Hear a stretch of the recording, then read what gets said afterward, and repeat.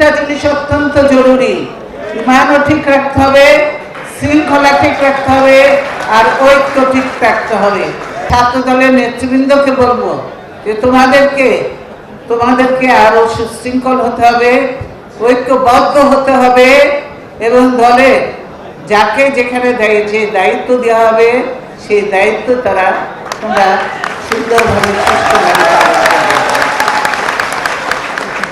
যে তিনটা জিনিস তোমাদের মনে রাখতে হবে, যেটা আওয়ামী লীগের মধ্যে নাই কিন্তু আমাদের মধ্যে আছে, তোমাদের মধ্যেও আছে, থাকতে হবে। ঐক্য, ইমান, শৃঙ্খলা, তাহলে সবকিছু জয় করা সম্ভব হবে।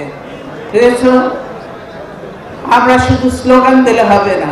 তোমাদেরকে গতবারও আমি বলেছি এখানেই যে তোমাদের স্লোগানের ধারা পরিবর্তন করতে হবে। জনগণের, দেশের মানুষের কি সমস্যা সেগুলো নিয়ে তোমাদের স্লোগান তৈরি করতে হবে। সেই